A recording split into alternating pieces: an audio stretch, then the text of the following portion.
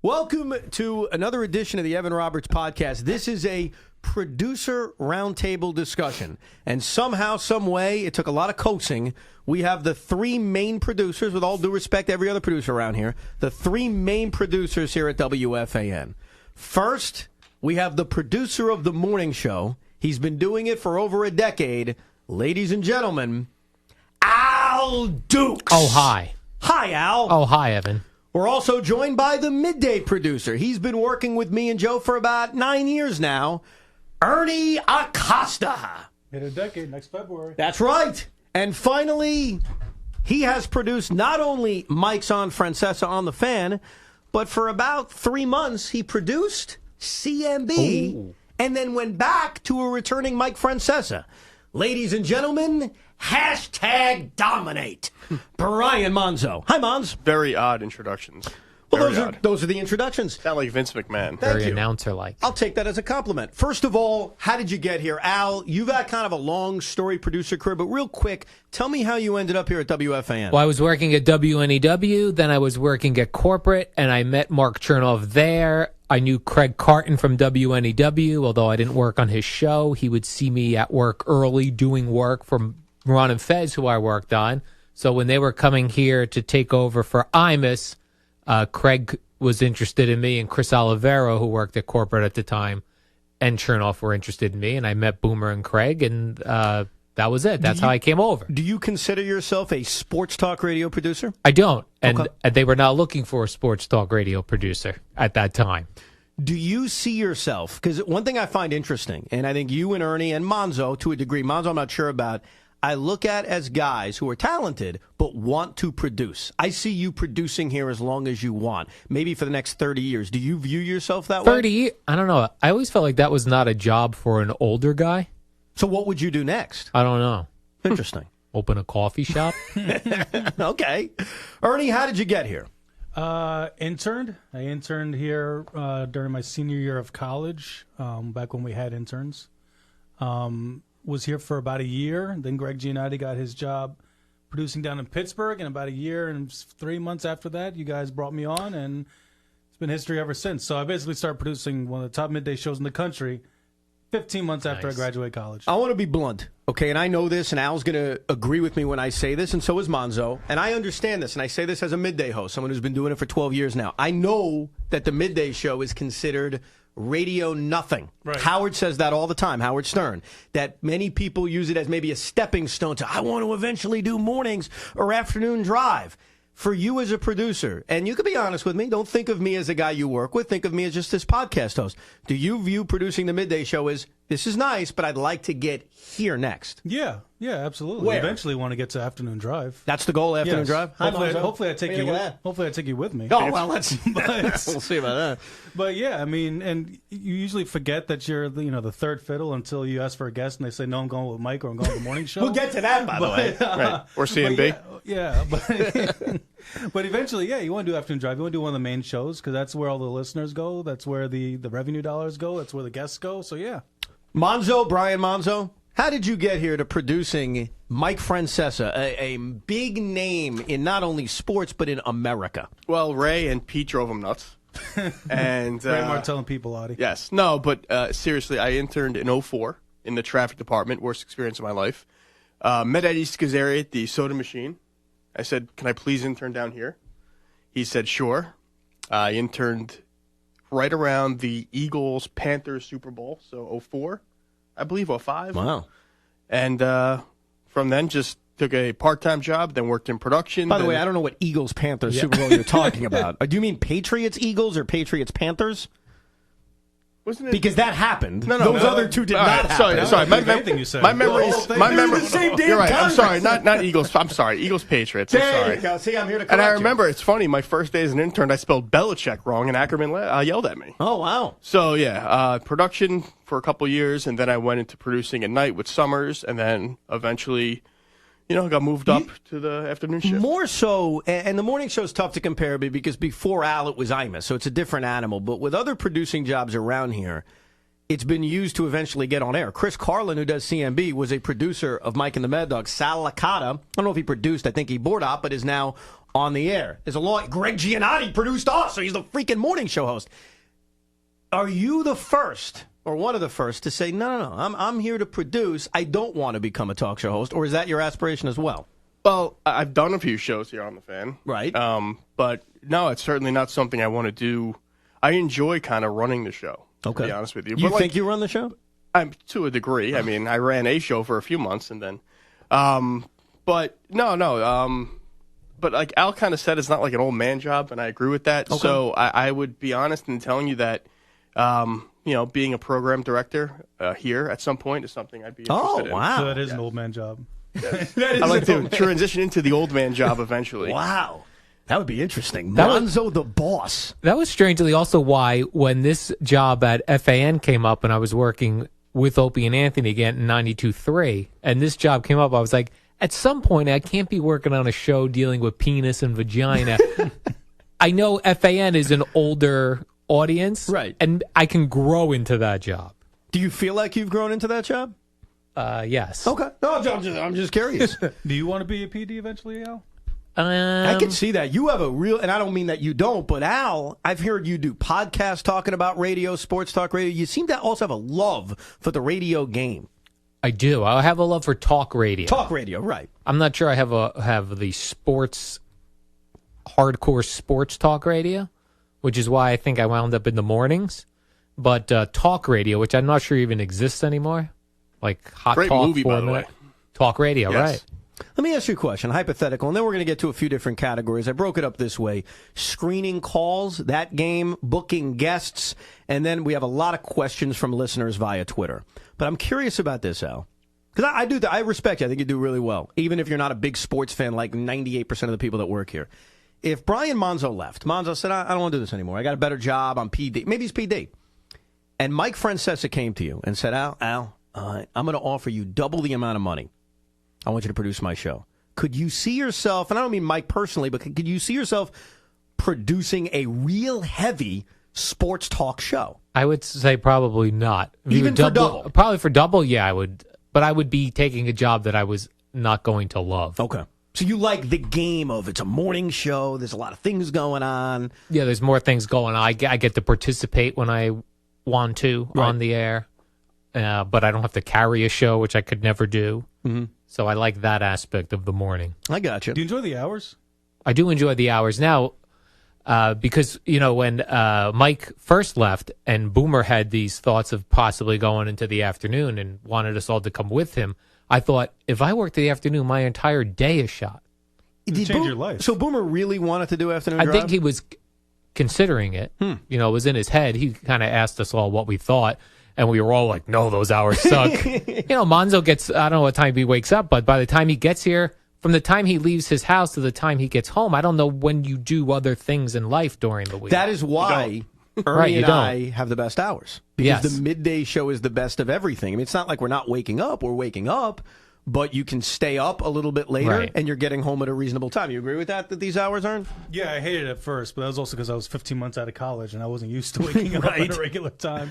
But now that I'm 34, yeah, I love these hours. I mean, you can get out and do stuff and get everything done in the day, and you also don't have to wake up that early. I mean, getting up at 7. Yeah. it's not the worst. One last question, and then we'll get to the art of screening calls. Mons, same Yes. question I asked Al, the opposite. Al left. He's done. Maybe he's the PD now. Boomer and Gio say, this Monzo, man, he's good on Twitter. He's talented. He's feisty. This is the guy. Double the money to leave Mike. Would you do it? To leave Mike, no. If it was another show, double the money, yes.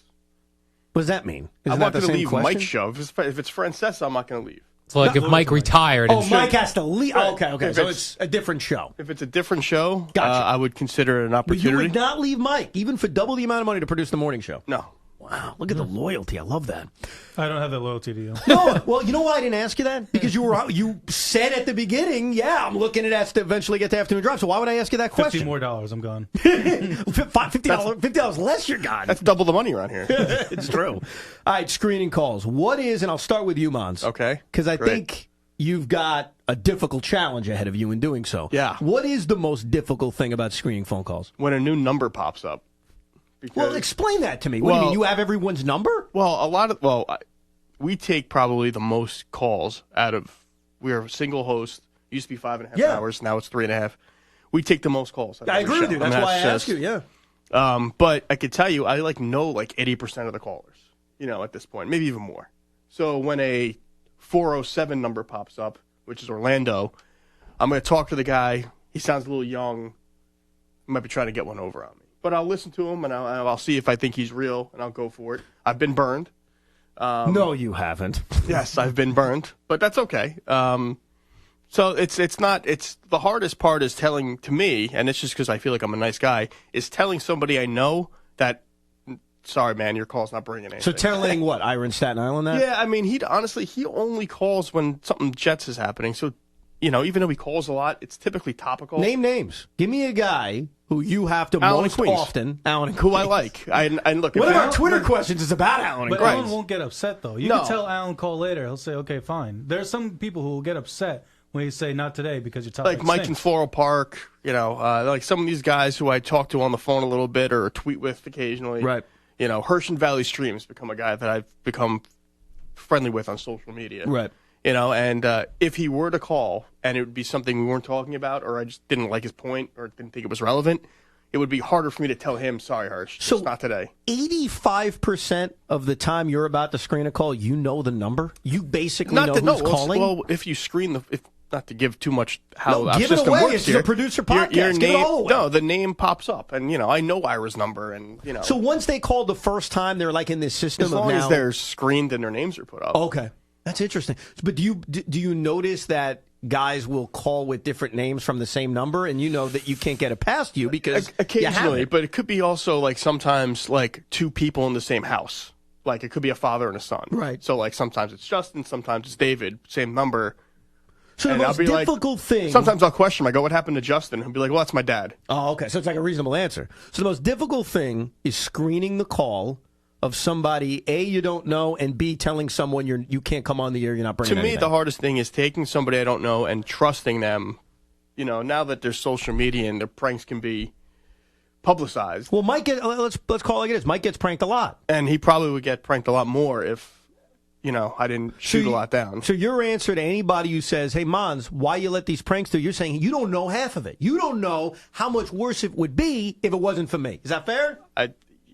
Yes, I suppose. Okay, But that's what I'm asking. I would think anybody in my position would say the same thing. Okay. I'm just curious. I'm going to get back to that. Because But I was under the impression that Monzo didn't screen a lot of the calls. Because I know Howard did back in the day. He just say, hey, just take the name and where they're calling from, put them right on the air. So you do Well, diligently no, screen especially if the it's calls. there are days where it's like kind of like free flowing and there's like 4 different things we could talk about. But Right. like the day after Odell got traded, you're going to keep it to the Odell call. a guy calls up, hey, real quick, and I hate, and I feel like Al would get pissed at this too. When a call is like, hey, I want to change it up real quick. We're not changing it up. Right. We're not going to change it up. Talk PGA while we have 9 Odell calls ready to go. Does Mike get pissed at you ever with a call, whether it's changing the subject or a prank? Does he ever take it out on you and say, Mons, do a better job? No, prank never. He knows the deal. He's like, look, it's part of the he's okay. never, and he never lets it upset him or whatever. Sometimes he'll want to talk about something, and I'll put up a call on something different. He won't like be mad about it. He'll just be like, get rid of this. We're not talking about this right Right. now. I got you. Al Dukes, very different. And the reason I'm jumping to Al more so than Ernie is Mike takes the most calls. Your show probably takes the fewest calls, your morning show. You got the updates that last the whole segment. You got all the hijinks going on. So I don't know on average how many calls you take, but you do screen calls. You do have calls on the air. What would you say is the most difficult part of that job, aspect of the job? Well, I feel like as shows in general, we let the callers control the show. Like we turn the show over to guys that when you meet them in public, they're frightening. And you would never. Wow. Yeah. Okay. And I always say, like, on a classic rock station, you would not let the DJ pick a Zeppelin song, right? Even in that same genre. Yet we turn our shows over to these lunatics that don't add anything new. They're parroting the host. And I'm kind of the opposite. I'll look for guys on our call screener that haven't called before. If a guy's got over 400 or 500 calls to the radio station, and that's a low number for a lot of people. That's a low That's a number. low number. I don't even answer the phone. So I'm looking for guys that have under 400 calls to the station, or occasionally we have some guys that are kind of regulars, but I get so annoyed at it that I have a hard time being nice to them. Almanzo's saying like, oh, how do you tell Allen in Queens? I would know Allen in Queens is calling and not touch him. So you never even have to get involved. I know with it. everybody that calls mornings. If I turn on CMB, I know the guy. On the way home, I put on Joe and Evan. I know who that is. I hear it on Mike. It's the You hate calls. same guy because the same people call the radio station and make the radio station sound old because they're old. The callers So are you old. would want younger callers in general, even if it's the same person, though? Yes, I've even toyed in my head with let's do voicemails instead. That's interesting. Maybe I get younger people because they don't want to wait on hold. Right. And then you could use it however you want, too. They just don't like It fits. If it's a topic that you want to use at a certain point, you could use it at And like that point. Monzo was saying about the Odell thing, right? Right. So the Odell thing breaks. After a little while, you're not adding anything. And I don't like to put same guys on that are going to say the same thing. Right. Like, I want to agree with Boomer, what he said about Odell. Well, Boomer said it.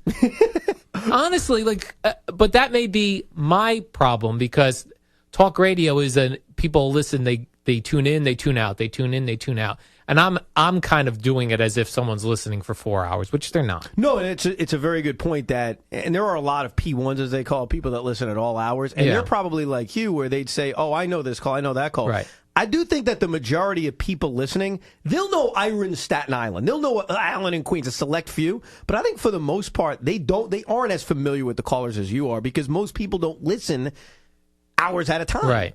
But that's what I mean. These guys are on all the shows all the time. Yeah, that day with the Odell, it got to a point, maybe after like an hour, where I was like turning down calls who agreed because I was looking. It doesn't for add guys. anything. Right? Yes, I you agree get with it. You that. hated Odell. You hated Odell. Yeah. Can we find somebody? And you're who, calling Mike, who also did. Right. That's If- what if I'm the talking host- about the people that agreed with Mike. Right, I'm trying right. to find somebody to debate him a little bit, and we got a few, but you know. But you do want a balance. I mean, you don't want it to be all people who disagree with them, though, right? Right. I'm just looking for somebody that has something Fresh. new that we didn't say. Right. So just something different, a different angle, a different voice. A woman I'll always put through simply because it's a woman's voice. Right. See, the problem is I have to worry if it's really a woman. Right. Do you have It to could be deal? sour shoes. Do you have to deal with a lot of pranks or not? I really? don't. I will tell you, very few. And, you know, we've had time when Governor Christie sat in where half of New Jersey hates him. So I was right. very Ernie could talk about that as well when me and the governor did Well, a see, show. that's actually my favorite caller is Mike in Montclair because he Oh, comes. we're going right to that now.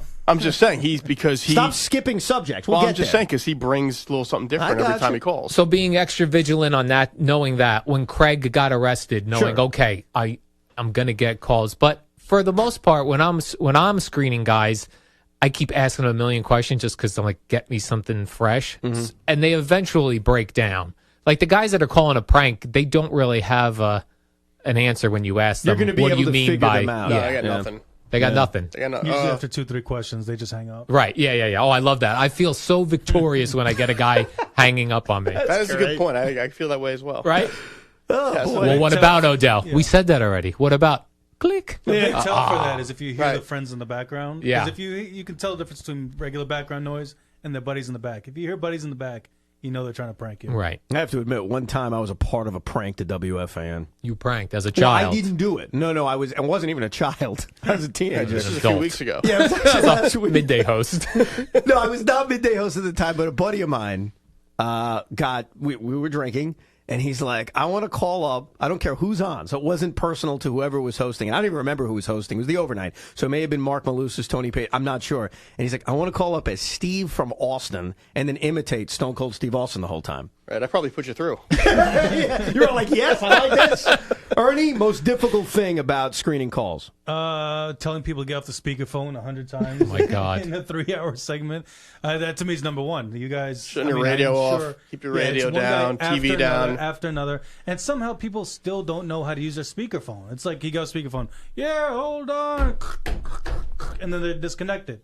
Like, this is 2019. How do we not know how to take our phone off speakerphone by now? Every time we've perfected a piece of the phone, like cell phones used to be impossible to hear. We've perfected, they sound like landlines. Now everyone calls on a Bluetooth or speaker. When we perfect that, we'll change something else up. And it's constant. It's every single call. You could ask Dove. Every single call I'm asking, can you please get off the speakerphone? Even Can you those please who- get off the speakerphone? Even those who call a lot?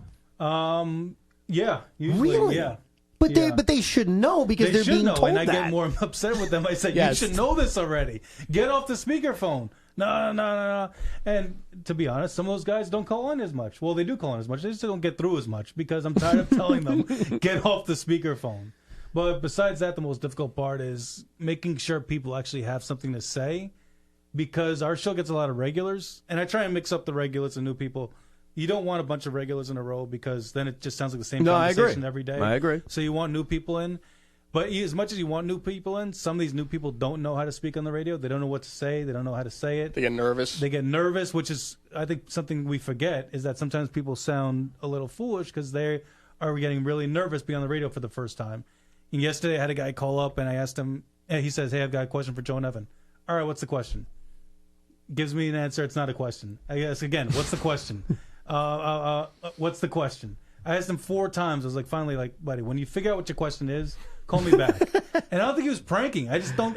He could have got nervous, too. He had a semblance of a thought in his head, but didn't know how to say it. Right. And sometimes screening a call is letting them get their thought out on you so that they can figure out what they want to say before they come on the air. So they're almost testing out what they're going to say. The new people, not the old regulars. Right, we But the like new people, but because of that, they don't have the experience of being so I able let to formulate them it give well. me the question or the comment first, and then once they figure out, okay, that's what I want to say, that's how I want to say it, then I put them on the air. And sometimes, though, they're great to the screener, and then when they get Yes. on the air, they suck. And you go, oh, man, if he should have said it the way he said it. But it kind of, to defend them, it makes sense. You get nervous. You know, you Right. hear that little scratchy sound Yeah. right before you're on the air. Right, and then Yeah. someone takes their thunder. Right. Right. You know, John just stole my thunder. Well, I'll always move up the guy who's about to yell to number 1. I mean, we have a ranking system where it's 1 through 5. I do ignore that half the time, and I apologize. But I'll tell you in your headset, look, go to this guy next, because I want to get to him before he loses the passion for Right. yelling at you guys. You know what's funny? I say this as a host and as a listener.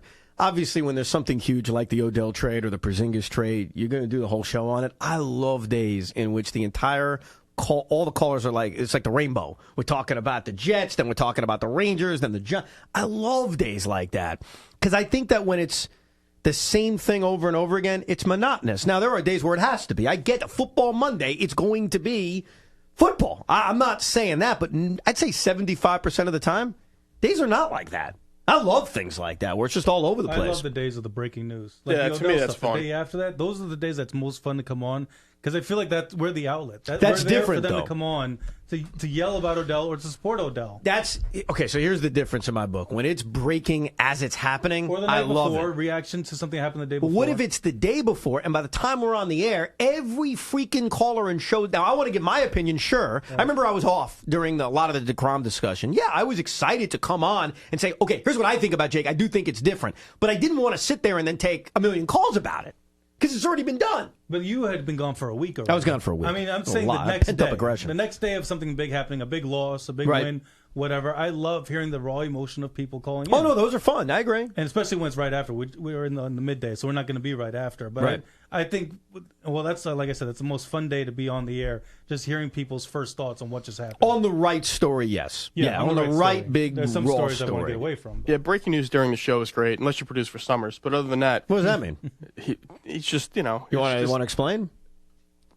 You opened the can. I mean, you Goodbye. opened it up. Jeez. No, he's just, you know, it's to get him to process what's going on is a little harder than. Because of his hearing? Not only that, he just, you know, he's very into his monologue. So if something happens at 6:28, and you gotta be like, hey, we're on in 2 minutes, and he's got his monologue written, it's tough to get him to adjust. Who's tougher to produce, Mike or Steve? Steve? Tougher to produce. Toughest? Is Mike difficult to produce? I think if you can get through Steve, you can do anybody here. And that's usually where we start. Yes. I mean, my most difficult shows were working with Steve. Interesting. The hardest- It's a common theme here. Huh. Is it true? And this and I've got Twitter questions that we'll get to, but this question is asked of me a lot as a host. And I always say I don't really know. Even I kind of know, but I don't really know. And that's, am I blocked? That is am I blocked? Am I blocked? Am I blocked? First Al, of you all, want to answer this? is there a block button? Can you block a caller? You can make a caller red. And what does that mean? It blocks him. It comes up red, but you could still answer it. But what it tells me is that's a douche. Don't pick him up. So someone else made him red potentially. Right. Maybe a guy pranked Mike and Monzo made him red. Now Usually I'm I'll never going write to pick something him like up. this guy's a dick, you know, Yeah. or something, just Right. so. I try and put notes just to remind myself. Right, what I they said. did. And I'll also look at the time that they were, last time they called. Because if somebody was blocked like 3 years ago, I'll be like, all right, let me talk to him, see if, Right. maybe he just had a bad day or something. Well, But- would you also check, and I don't mean to question other producers' logic here, but let's say they were blocked at 11:30 at night. Maybe that producer, for their own reason, Right. said, hey, I want to block this guy, but maybe you would disagree and say, I'm not going to block him. Well, we have a few of those. I think Allen in Queens is blocked. Oh, is he? Stephen Howard Beach is blocked. Those guys are blocked from other shows? Yes, they're blocked. They But couldn't they're block. not really blocked, though. Well, sometimes guys get blocked if they just call too much. It's Like a warning. Yeah, it's not a block. Yeah. It's a warning. Wouldn't a block mean they're not seeing you call? That's how I would No, you clarify can it. see them call, No, you but can it says see this it's them. person's been So blocked. they're not blocked. Right. They're Right. not. You can just. They're if- flagged. Right. Right. They're They're flagged. flagged, But okay. if I've seen this person been flagged before, I'm more wary of answering the call. Now, Stephen Howard Beach and Allen Queens. I Stephen know who Howard they Beach, are. if I'm not mistaken, Al, was blocked by you or red flagged by you. Probably. So you can't confirm it, but you think it's true? I will only red flag somebody if they personally insult something about like Boomer's family or someone's host Rightfully family, so, sure. or is just trying to be a douche to get on, like really douchey. Then I'll block them. Otherwise, I just know don't pick up this guy. How many people in general, I can't say of all time because you guys have been here for a while, but how many times, let's say per week, do you red flag someone? We'll start with you, Mons. Oh, not that all. Once a month. Once a month. Ernie? I'd say a couple times a month. But for me, it's more if they call up and change the topic that they told me they're going to talk about, they're blocked. You don't like that? No, they're Yeah, blocked. I've Now, done unless that a few times. Now, if they were on hold and you guys took a half hour to get to them and they go another topic, that's different. Okay. And it's not very often, but sometimes things come up and they have to wait a little bit and they change the topic. That's one thing. If I just screen the guy and he's saying I'm talking about Aaron Judge, and he comes on and gives his agenda right away, but something that has nothing to do with the show, what we're talking about, that guy's blocked. And that'll happen maybe once, twice a month. Will you do that, Al? I only block a guy a couple times a year. So it's really the personal Yeah, because stuff. I don't want to screw up the other shows. Where I just think for me, I don't like them on the air, but I don't know what the other shows think of them, or maybe they're better with other hosts. So I just mentally know don't pick this guy up. Is it ever personal? Like, it's not really a good reason to flag me. You just don't like them. Or maybe they were a dick to No. you on the air. No, I don't mind if someone's a dick to me on the air. I just don't want somebody who's not good on the air, Okay. who won't stop calling me. Right. There's also, for me, I don't know about you guys, there's a difference between blocked and I won't go to this guy right away as opposed to the other callers. Right. There's some callers who think that they're blocked. It's just that I don't think that they're great on the air. So if they're calling and we don't have a lot of calls, yeah, I'll Right. put you up. But if there's other guys ahead of you that are bringing something more to the table, they're going to get answered before you do. Yeah, I think I know as a host, when I see Allen and Queens is very entertaining. I like Allen and Queens. There are moments where I'm like, I don't want to take Allen and Queens, right? This is not the moment for it. This is the moment No, for Alan's, if there's a day where Mike's in like a really good mood and there's not one subject, I can take an Alan in Queens telling me why Todd Frazier is better than Mike Trout. But, there are days where Odell's calling, Odell gets traded, or the Jets sign Le'Veon Bell, I agree or with you. whatever. Those are not where the it's like, days. Alan, I'm not even answering. I'll Yeah, just, he'll call that at X button 10:15. comes right up. Yeah. The You Mets get- could have won the World Series. They'll call at 10:15 to talk about MVP race. No, there's an X 1954. button on the phone where you just kill all the calls. That's an Alan and Queens day. All right, favorite and least favorite callers. Bonds? I wish we prepped me on these, man. 'cause Oh, that's that. No, you shouldn't be prepped. That makes it worse. You got to be honest. Well, okay, I would say Mike in Montclair is one of my favorites. Right. Just because he brings a little something every time. He gets the best out of Mike. Okay. Like, Mike gets combative with him. Ask for a least favorite caller. I mean, I can name 1,000 of them. wow. But His I mean, favorite regular caller, is that more fair? I don't want to I God think forbid that's someone fair. hears this. I don't want to hurt their feelings or Oh, anything. But stop it. If you don't like someone, you why would you no, hide no, from I it? don't like, and here's what I'll tell you: a type of caller I don't like. Go ahead. As opposed to one, a guy who wants to talk to me on the phone. I don't have time to talk to you guys for 5 minutes. We have a few Dennis in hosts. Yonkers does that. Okay, I'm sorry, Dennis. He I'll try to get what he wants to talk about on the air, and he'll ask me what kind of basketball fan I am, and I'll be like, Dennis, I don't have time. Text me, but I'll give you Ernie's number. Text that number. And the other one that immediately drives me crazy, if he's like, yeah, Mike knows me. I'm like, Mike That does I not can't know you. stand. Mike does not remember you. When they say the guys know me, it means that they don't want to be screened. It's A- like, yeah, a just guy get me call- up right a guy away. The called guys know yesterday. me. Like, I'm a well, bit- I don't know you. I've been on the show 10 years. So what does that mean? Guy called up yesterday. I think his name is Joey in the Bronx. He was a big fan of Houston in the NCAA. And he's like, yeah, I talk about Houston every day. Mike knows me. I'm like, you've never called There's once. no shot Mike knows. Mike, you just because you saw Mike once doesn't mean he knows you. Okay. Ernie, That type of caller bothers me. Can I go with the type of caller instead of you don't want to exact name people? names? Well, Bunch of wusses over I don't see here. what we have to gain though by me telling people. It's intriguing. telling people that Okay, fine. Whatever you want to, however you want to answer it. the type of call who's on either just to be a regular, meaning he doesn't really bring anything, he just wants to be on the air all the time. I got one for a Which we name, have a by the few way. of those. I got a name. Harvey. No, Richie and Queens. Richie and Queens. Okay. He Least called favorite you caller. guys too? No, we got into a fight, and he hasn't. But Richie does call all the shows, and there are some types of regular calls we have who will only call because they want to hear themselves on the radio. Mm-hmm. Those types of callers I don't like, and the ones who are about promoting themselves, which, it's not about you. It's not even about us. It's about the topic. Sure. It's about the team. So if you're calling to promote yourself every single time you come on, and you have this nickname for yourself, then Yeah, you're If you, give me describing a, somebody. if you give me a nickname, I don't add that part to this. Just because you want to Yeah, me be, just neither. because you want to be called Big G, you're just G. That's I always say to Michael, we don't do that here. Right. Bobby D from wherever. I'm like, well, you're just Bobby here. You know what's I'm- funny? I'm When I Johnny from Section 110. All right, you're John. All right. I worked at Sirius and XM when they were separate companies, and the majority of the callers, like 98% of them, were truck drivers. Yeah. And every single one of them had a nickname. Wizard, Buddha. I remember, these are actual people that used to be regulars. Joe on the truck. Yeah, that sounds normal. Mostly it's, Big Bobby Boo. Lots of weird things. Which is fine. It's their nickname, but whatever. Who's your favorite? You got to have a favorite, Ernie. My favorite, depending on the topic, I like when Harvey and Dick Sills calls in. Really? Yeah. I like Harvey too, but Because I like the caller who's actually educated himself on the topic he's talking about. I may not agree with it. Like Stephen Bayside's another one. I don't disagree with half the things Stephen Bayside says, but he does a lot of research and he does a lot of reading. I don't like the guy, maybe this is wrong, that just calls up and just has an idea in his head and has no idea what he's talking about. Like we had a guy that called up years ago. Remember, you got mad at me. I put him on, but I actually enjoyed it because I thought he was gonna be a terrible caller and be entertaining. Okay. But he wanted to trade 3 guys from the Yankees who weren't on the Yankees anymore. yeah, that's terrible. Because that's so But stupid. it was entertaining because it was so terrible. Yeah, to because me. it ticked me off. That's why it was entertaining. But when but that was also at 12:55. Right. If It was that like, call- let's end if it that on guy this calls note. at 10:20, you want to talk about this, then you're not coming on. Right. But 12:55, yeah, sure, whatever. Go trade Bobby Abreu, even though he retired 3 years ago. All right. Al? I'll go Anthony in Belleville as a good caller. He makes me laugh because he mostly does Seinfeld references, and I don't think Boomer watched Seinfeld, so Right. he doesn't get the jokes most of the time. But I enjoy them. Right. And as far as worst callers, there's so many. I can't even put a name. Is there a type that you don't like? All the ones you guys missed. Yeah, I mean, It's just the worst. Mike knows me.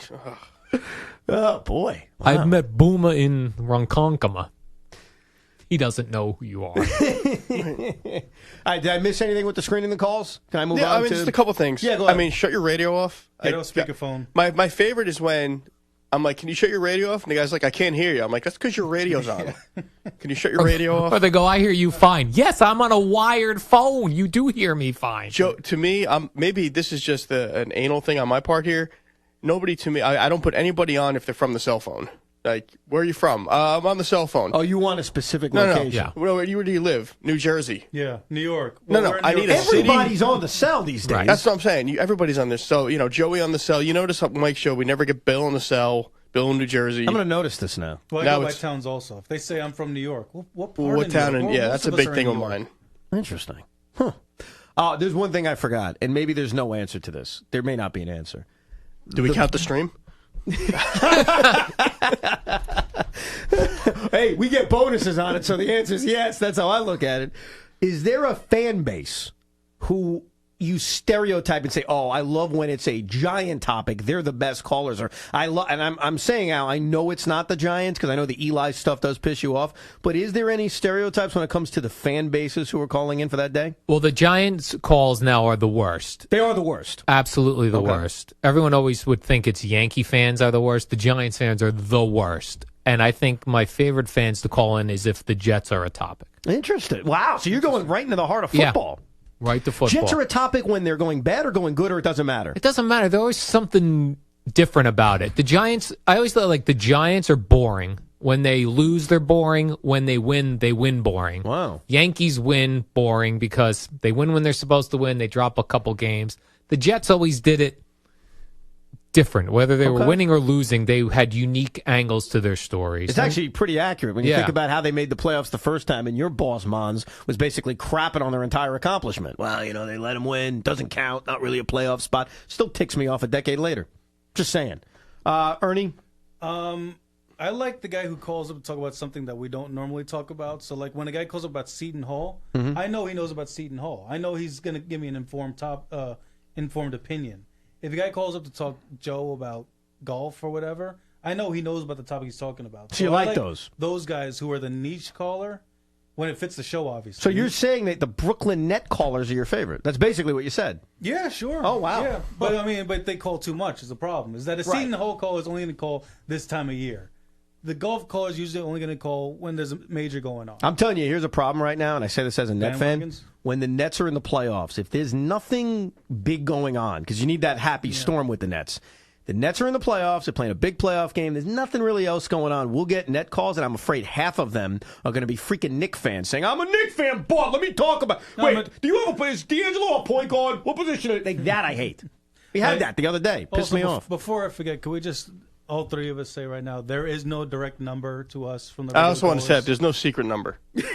Ira does not have a number to get through. He has just to go calls through. 10,000 times more than everybody else. Right. Like the regular guy will stop calling after the third time he didn't get through. Ira won't stop calling till he gets through. You know what I do now is I give them fake numbers. Like I'll go to WWE Shop and give them the WWE Shop number. Like, yeah, here's a secret number. Yeah. Call through. The most interesting thing to me about the callers with that is, like I said, I have guys that I will not pick up at all. And they will call me 4 hours a day for months, every day, for months. Because what happens is mentally is somebody will call, be like, this guy calls all the time. I'm not going to pick him up today. And he calls for 4 hours. Right. Then tomorrow at 6 a.m. he starts calling again. Now you look like a lunatic. I'm never picking that up. That's a fair point. I I'm have never guys gonna that'll pick do that up. that, and then they'll tweet me to pick up. Right. Like, can you pick up? Like, Rico, relax, bro. Usually if I know, Rico is a guy I never pick up. That's why I Rico don't pick from him up. Rhode Island. Or I think we're Staten Island. Staten Island. so that's your least favorite call? Never stop calling you me. just gave your least I'm favorite. never picking you up. Because he calls with an agenda. He wants to give his NCAA picks. He doesn't want to talk about what we're talking about. He wants to say, I had Marquette -8. Thank you. Good for you. Fan base Mets wise. and Jets callers. The Are best. the what? The best. Because they're Is it so. for the reason why Al said? Well, I'll say because like typically the Jets are a disaster, and they're almost like they're all a bunch of Joes, and that's why Joe's great. They're all a bunch of For the most part, they're a bunch of Beningos, Beningos, Right. and typically that leads to entertaining stuff. And the Mets, again, are just used to disaster after disaster for the most part. So with the Leafs, Giants, and Yankees like Al, or is it something different? Yankees they kind of come off like spoiled callers a little bit, Right. Because they can complain about stuff from time to time, but it really is in comparison to what the Mets fan has to complain about is nothing. So like, Okay, I have a big issue with that, and I say this as a Met fan, as a diehard Met fan. We can't look at it that way, though, because everyone's in a different world. It would be. I'll use another Nets example because I'm a Net fan. I don't want to hear a Knick fan say, "Oh, you've lost 5 in a row." Well, my team's worse. You can't do the comparison game all the time. The Yankees, not saying they're the worst, they've won 1 championship in the last 18 years. Okay, Yeah, but you can't so call a big me part of the people that are Yankee fans, they don't have 27 titles, so you can't say, "Well, the Mets are worse. Shut the hell up." You can't say that to them. well, I don't say that to You're them. that's But basically what I'm saying is, when you just call said. me to complain about Miguel Andujar's defense, as opposed to the call who's going to complain about Todd Frazier, I think but that's my point. I think the guy at Todd Frazier is more valid, But here, okay, I remember years ago. and I think will be more passionate about his call for that matter. Years ago, and this used to tick me off. I think you were producing it. I don't know if you were, because it was a while ago when Robbie Cano first came up. I used to kill him every day. Guy's not clutch. Would never get a big hit. And I thought to myself, boy, I'm a Met fan, but I watch the Yankees all the time. I think this is really accurate. It's true. I would think the diehard Yankee fan would appreciate it. And half of the people I had to deal with were Met fans saying, "You don't prefer Cano over whoever was the second, Luis Castillo." Yeah, I can't stand that. And I'd say, not relevant. And the Yankee fan who would say, "You're just jealous." No, I'm a sports talk host giving an opinion. But we can't compare everything to the Mets, or else then how do you ever have a But conversation you about asked the me Yankees? who's the more entertaining caller. That's who I think is the more entertaining No, caller. I'm not disagreeing with your opinion. I'm questioning the logic you I just find used. them the least entertaining because their default is only to complain. Like, nothing's ever good for the Met or Jet fan. Like, the Jet fan, no matter what happens, will call up to complain. No matter what happens for the Met fan, they will call up to complain. They will go to the World Series in 2015 3 months later, call up that the commissioner's got to force the Mets to sell because it seems a joke. Like, that is their default. Yeah. What can I complain about today? Like, to And it me, gets boring to me. a Monday after a bad Jets loss is like my favorite day because I just know I'm going to listen to the morning. Then I'm going to listen to Joe, and then I'm going to listen to Mike, and then I know the fan. They're going to get some hosts will defend the Jets a little bit or be a little more, and then some will crush them. The callers will, and it's just to me, it's entertaining radio. No, that's fair. But I could completely tell that Summers used this mic last. Just going to say. Does it smell badly? That's funny. By the way, time-wise, this podcast may take 2 hours because we've only covered callers so far. Let me move on to... What else do you have? I have we got Twitter Least questions. favorite update anchors? I had here on the agenda, I had guests, I had Twitter questions, and then I had certain questions specific to each of you. Go. Let's go with guests. Are guests important now? No. I want them gone just as much as I want the callers gone.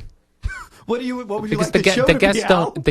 The host Just talking. the host. Okay. With a nice long interactive update segment. Okay, that's your favorite part of the show. Monologue, top of the hour. Monologue, or not monologue. Two hosts talking.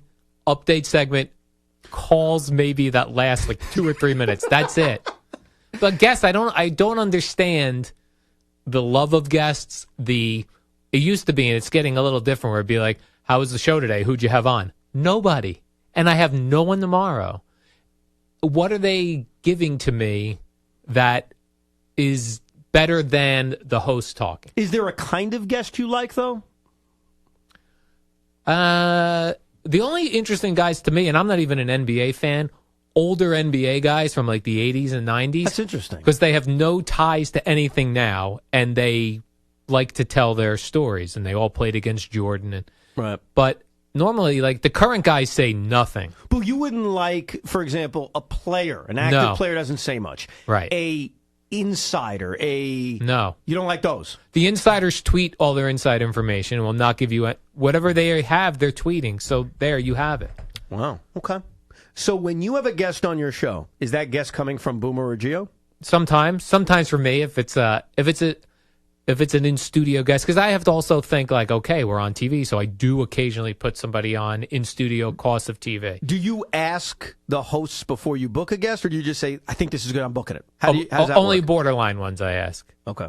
If it's someone that I think is a definite, so like anyone from like the 86 Mets or the 90s Yankees in studio, sure. Have you, and this could include Craig, obviously, because you worked with him for a very long time, was there ever a guest you booked and Craig, G, or Boomer said, nope, cancel it?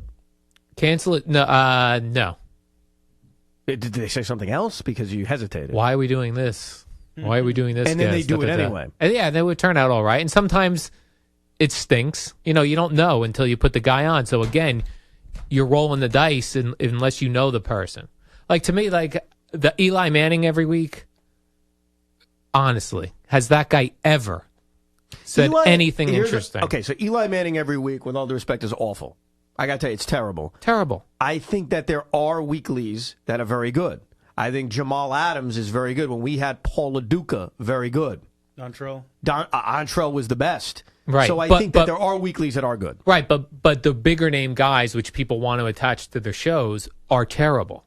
Peyton Manning never said anything. But let me ask you this, and Monzo would know better than we do on this one. It could be worth it if Eli is such a big name and enough people don't think he's a terrible guest that it's a big rating ploy at 5 o'clock. It works. People want to hear Eli after that big Giant loss, even though we know he's saying nothing. But you don't know that. What are you basing that on? People want to hear Eli after a loss. Al, They don't say anything. Al, I'm asking a freaking question of, do you notice I don't know how closely you look at ratings. I don't know. Do you get a spark when Eli's on?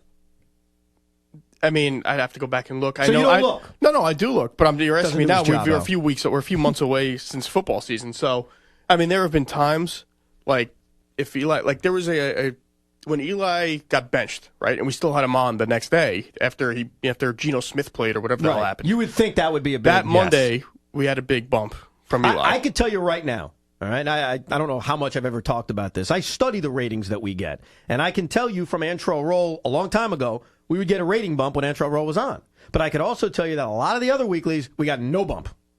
Brian Schneider gave us no bump. Right, so that's the thing. So you didn't know really about Antrell Roll until you started putting him on the air. Right. And if he was bad, you had him all season long. Right. Jamal Adams ended up being great for CMB, right? Right. He would say stuff every week. But you know what? If Jamal Adams comes back next year, he had a year of having to face that with the coaches and things. He may not soften be as up. Good, He'll soften up. It's interesting because I don't think Avery Williamson says a lot with us, but there are two reasons why I think it's a good spot.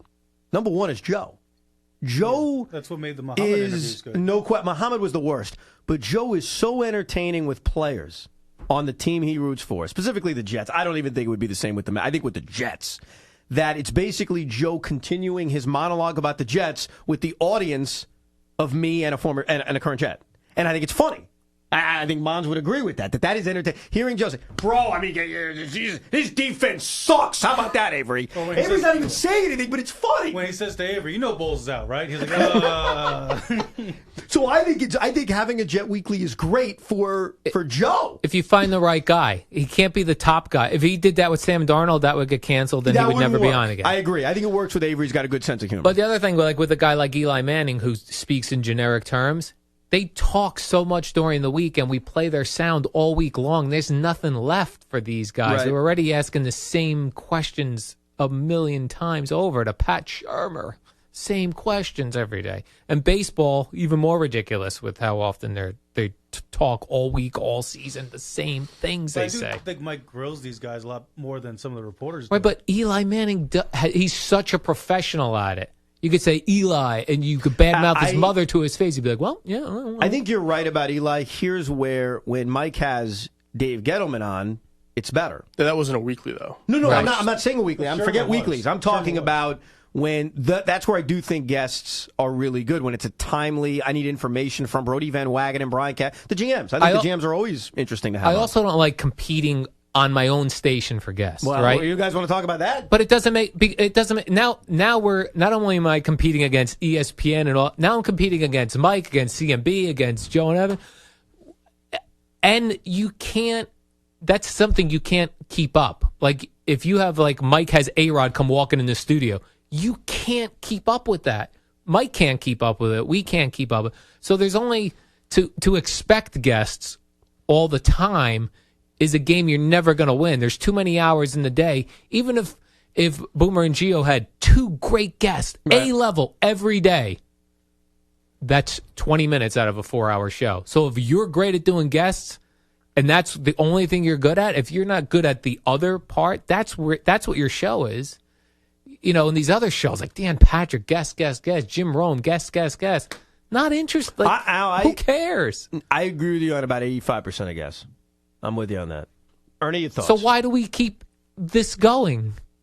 Which part? The other 85%, well, the 85% of guests. Because until someone proves it doesn't work a rating standpoint. No, I just asked about Eli Manning in a weekly I will spot. tell you don't that know the answer. I did analyze the ratings more so when Craig was here. Okay.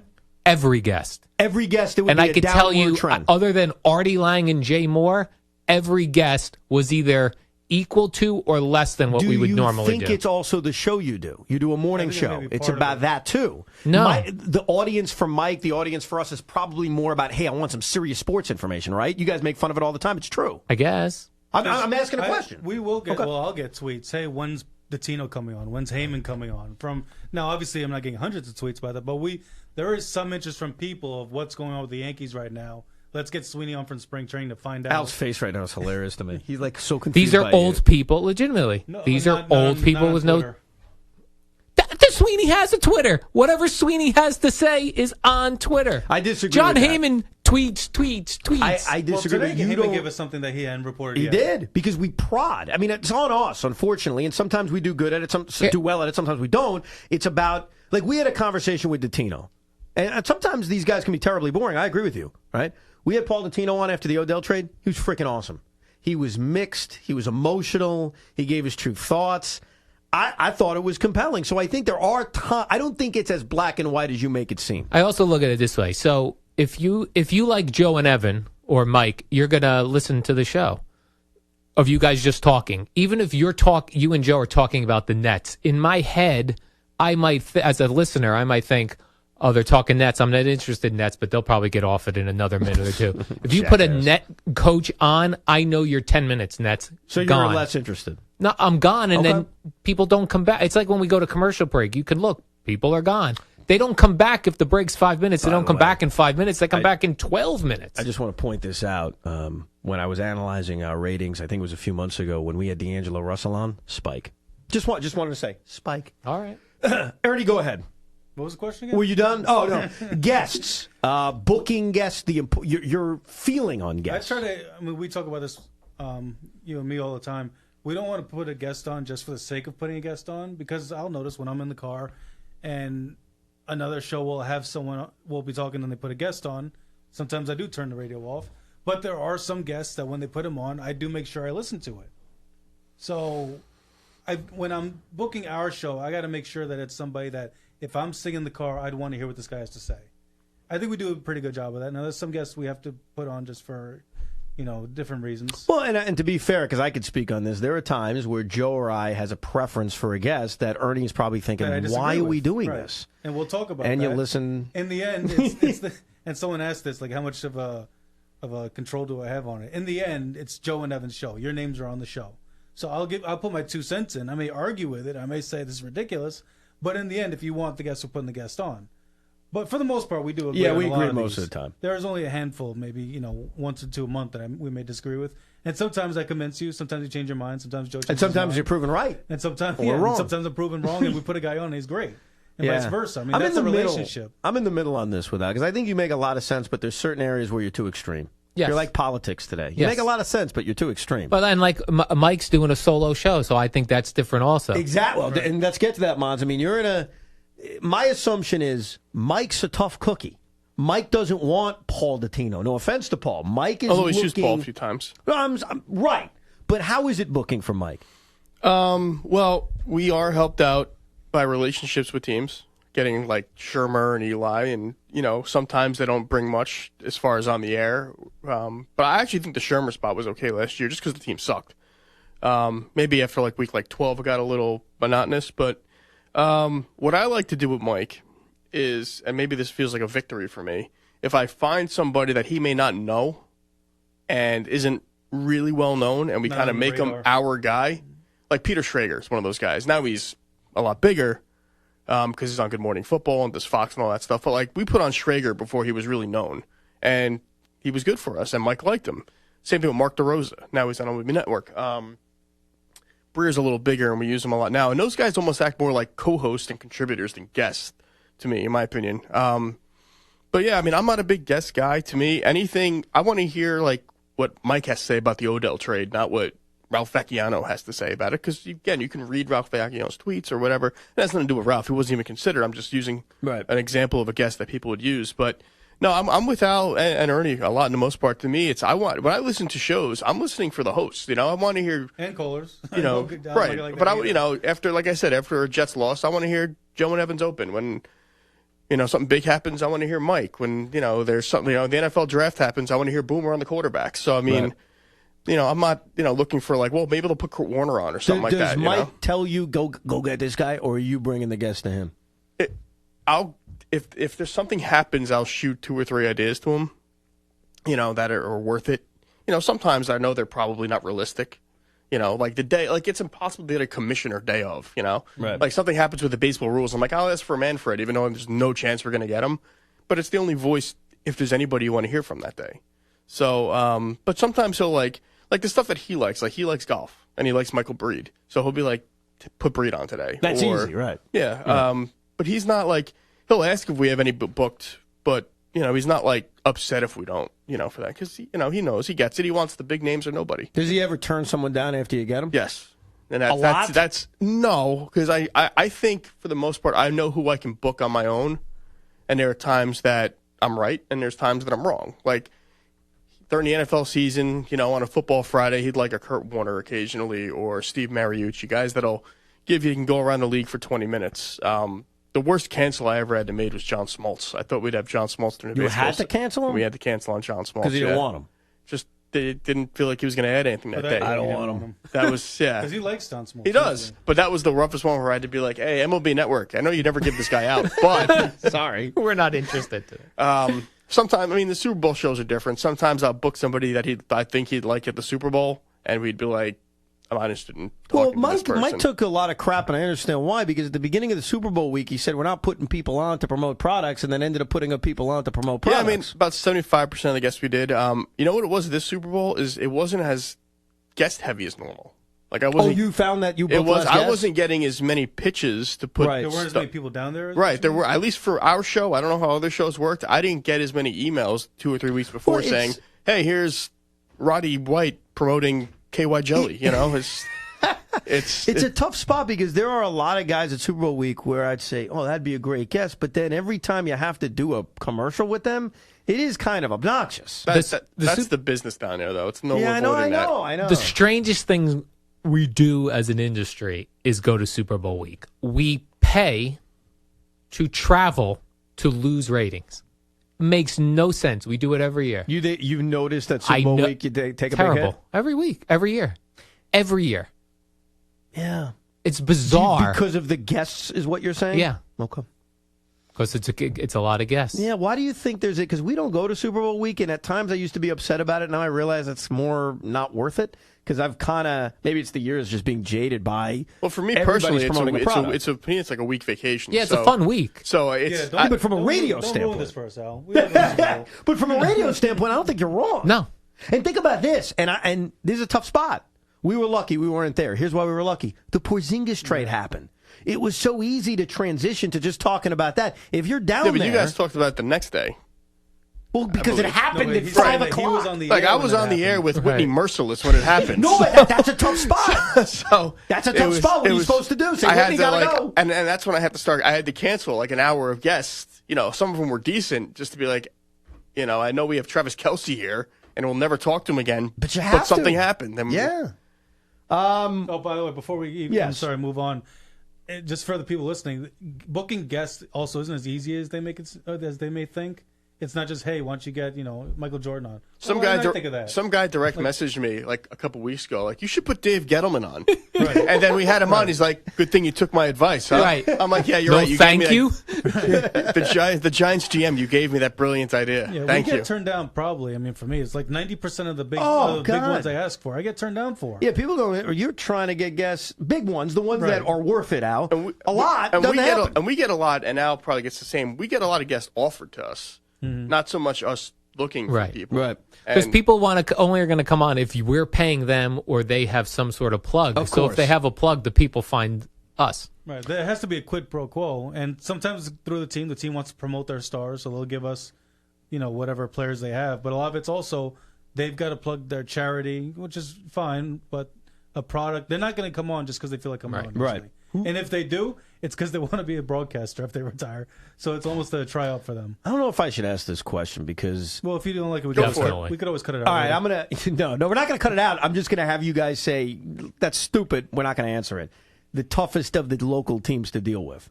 And the reason I hesitate is maybe you don't want to say it because you don't want to call them out on it and then have it be even more Well, difficult. the to ones book a we're guest. allowed to have. I mean, there's like 2 of them. What do you mean allowed to have? Oh, you mean the Rangers and Knicks? 'Cause we're Rangers not and allowed Knicks, to we have don't people? touch us. Well, we know that. The that's Jets very obvious. rarely will help us out Because of their radio deal? because they have a radio deal. Okay, with- but you with think the that... station that counts the stream? But we count the stream too. No, I know. I'm just saying they have an exclusive. They have a deal there, so they're, if I ask for anybody on their team, they have to like offer them to ESPN So first. naturally, they're the most difficult. Forget the Knicks and Rangers because obviously they have a self ban on us. I mean, what are you going to do? Not that they were ever easy to begin with. I mean, the self ban barely affects it. It affects us getting Joe Micheletti. Right. Or Zerbiak. Wally Zerbiak doesn't affect. Well, yeah, really, we were getting Kevin Knox on. Seriously, Henrik Lundqvist when we've asked for him, no way. So the Jets are the most difficult, followed by who of the teams not on The ban.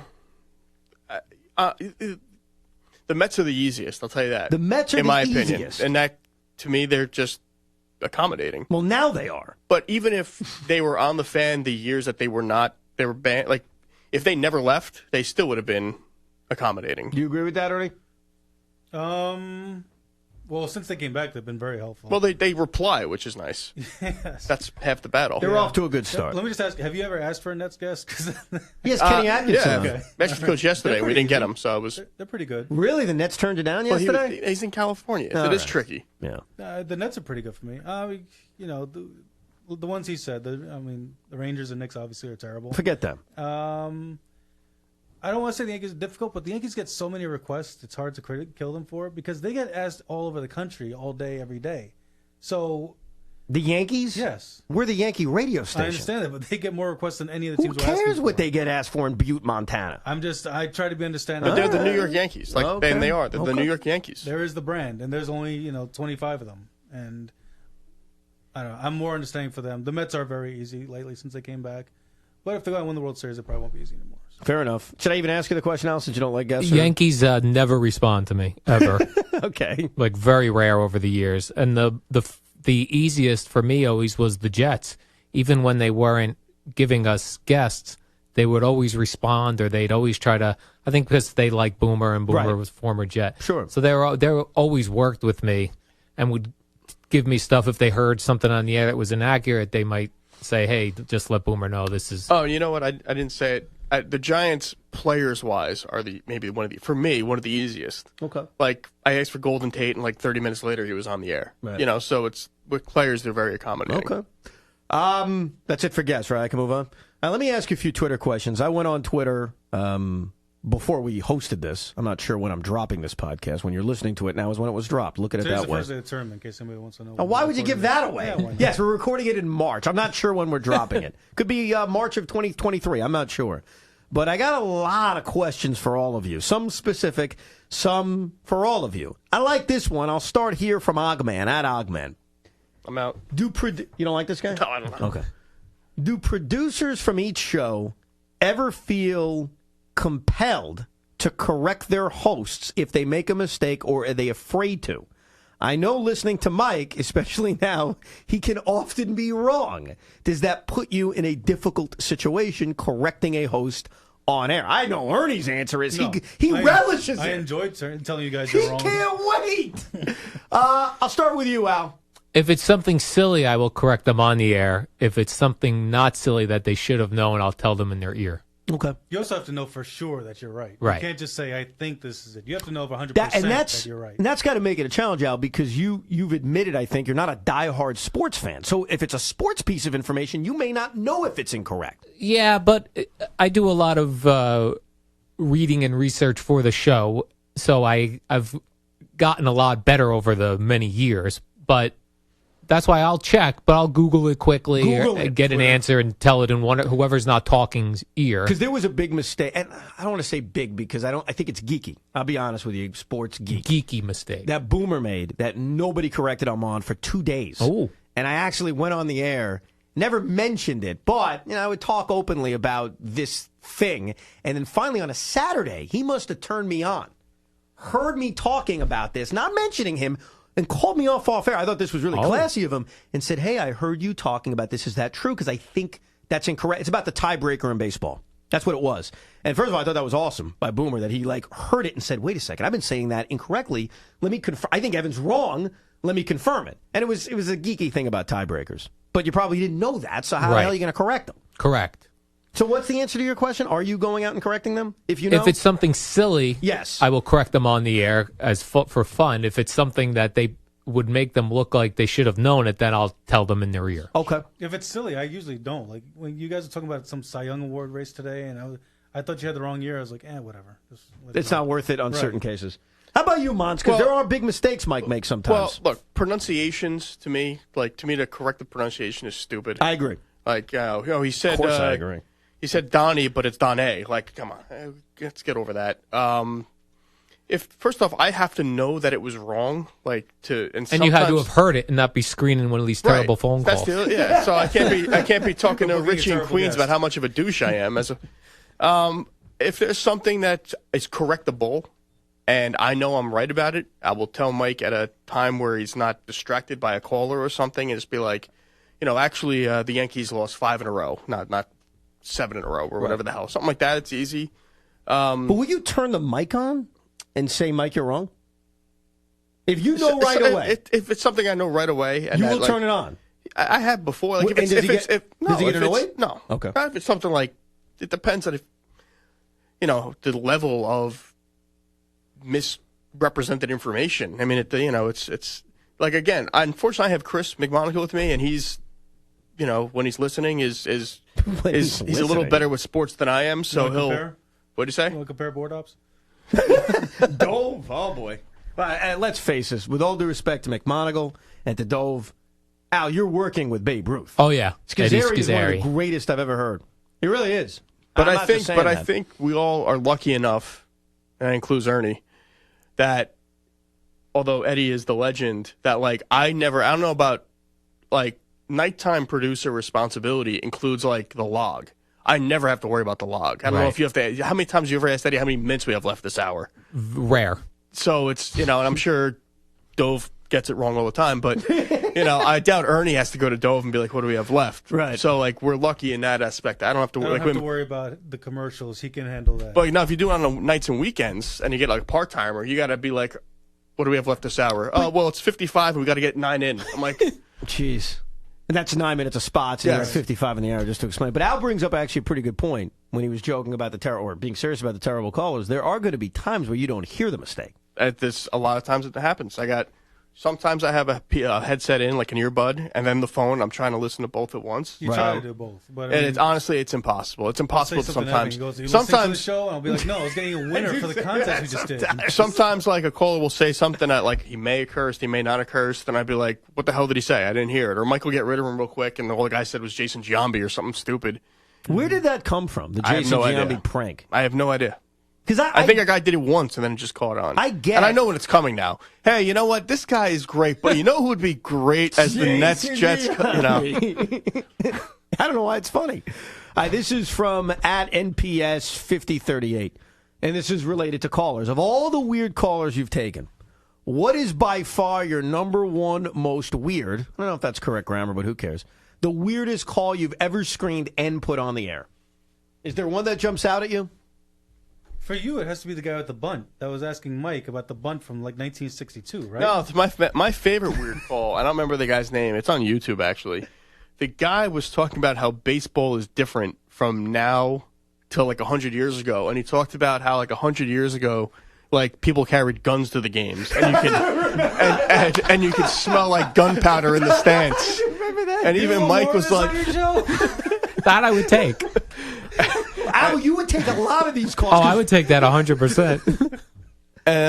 Mike had some fun with it. Like he's like, well, what does that have to do with now? It's like 100 years ago. They probably also rode horses to the games back then. You know what the best one was? Every time. Now there's a couple of them. There's the guy who said Buffalo's a great city because they have great garbage up there. No. There was the guy who had the Giants and Giants dinner. That is the greatest phone call in the history of the station. And I think he was serious. I think he was too, and that was a part of what made it brilliant. And that prank still happens. I see it on Twitter all the time about, two people with similar names. Do they hang out? Oh. But the Giants and Giants picnic, I think Mike is the funniest call I've ever heard in the history of the station. That should be your answer. That I would call it weird though. Like it's weird. I wouldn't say weird, like uncomfortable. Dude, like the Giants and Giants hang out. It was a good call. I thought it was a fair question. It's a fair question. The guy who's crying about Matt Harvey was really good too. Yeah, well, he ended up. Was that the guy who ended up going to the game with Mike? Yeah. Will from Long Island? Yeah. I think, Mons, you have all the answers on this question. I don't know. Do you even have any? I have favorite call. I mean, never mind. I have, to me, the classic WFAN call is a guy asking what will happen if, and then the if is either so far in the future or so many things would have to happen. So I got a call recently about the Yankee-Red Sox game that's going to go on in London. What if there's a rain out? I'm like, what if it... When we get there, who cares? The weirdest what calls if I get, yeah, go ahead. The weirdest calls I get is just the guy who wants to talk to me. Like, I don't want to get on the air, but pass can you this tell the along. guys, like, no, I'm not a message taker. If you want to get on the air, get on the air. Otherwise, I got other work to do. Most of the tweet questions I got are about callers. And so there's a lot of them, and I found a few that I was like, I'm going to ask that anyway because that's a good one. This is from Frank the Bike. Frank the Bike me. Pick a regular caller that could host a show. Like, pick a regular caller to host a one-off show. I would choose Artie in Brooklyn, I like. Oh, my God, that show would be insane. Yeah. He screams all the time. Be energetic. Right? Yes. You got one, Erm? Oh, man. Richie in Queens? About that one. Richie in Queens. It's got to be someone who could do all the sports, though, right? Because you couldn't say Ira because he could only do Jets. You can't do Stephen Bayside because he only does Yankees. I guess Stephen Howard Beach. Stephen Howard Beach. Mons? What was the question again? Oh, The my details? God. Caller who could host a show. Stephen Basak could host the show. I just said he couldn't. Yeah, he can't. So He I only think- does Yankees. Dennis Yonkers thinks he can host the show. Artie, I think Al mentioned All Artie. right. Artie could host the show because he screams a lot. That's the criteria. Yeah, well, I think he's passionate, but sometimes I think it's an act. He does it on purpose. That's why I don't think he could host the show because I think But- it's all an act. Actually, I met him in person at one of our softball games. Not an act. Really? Yeah. Really? He's Acted nuts, the same huh? way? He was screaming. More concerning. Yep. Anything else? That's an interesting question. It is a good question. I thought that was a good. I'm Well, trying to weed out the bad questions. obviously Like callers, I'm obvious- weeding out the bad Obviously, calls. if some are capable, look at Joe Beningo. That's So- right. That's how we started. This is a specific question for Al Dukes. Al, do you ever think about the crazy Ron and Fez days, and are you still in touch with Ron and or Fez? I occasionally will email with Ron.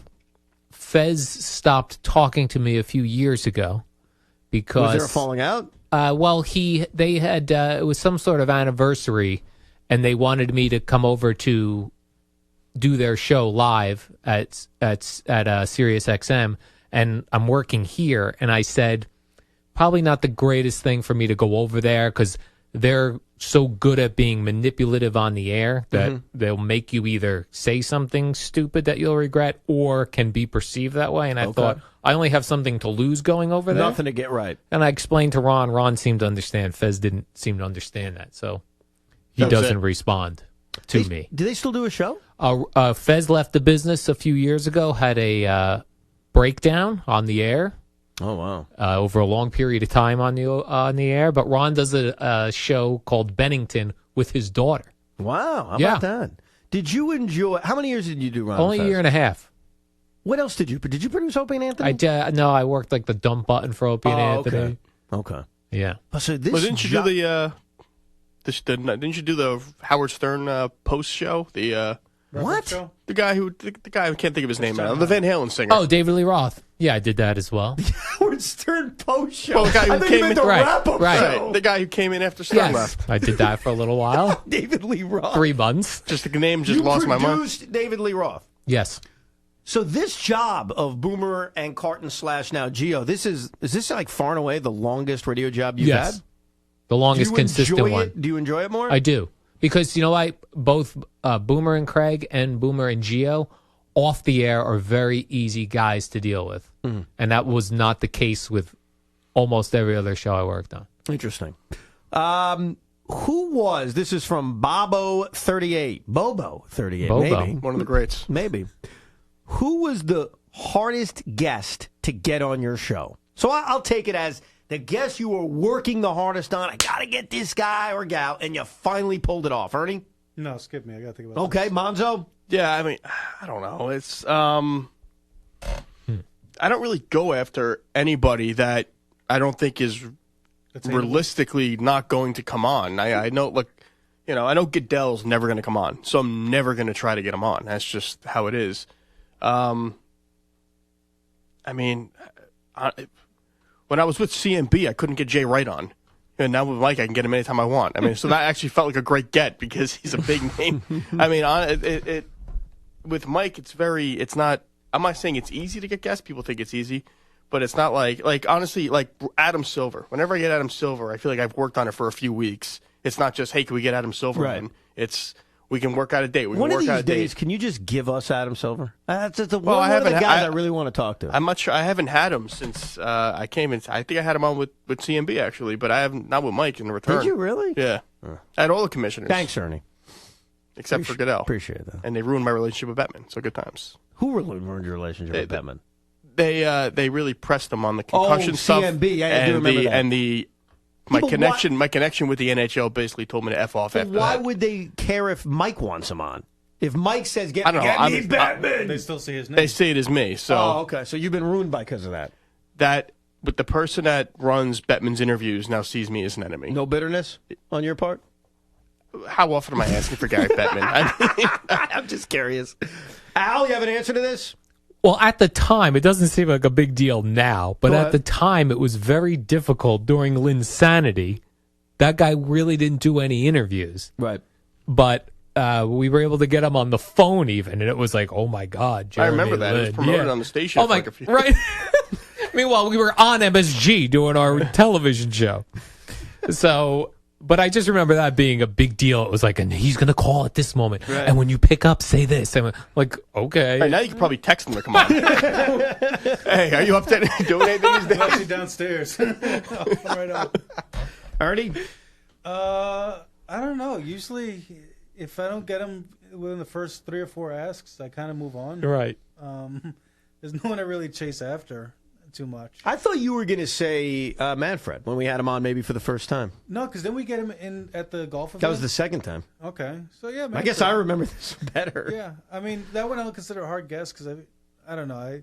The bar is different for our show than your guys' show because Yeah. we're fighting an uphill battle as a midday show.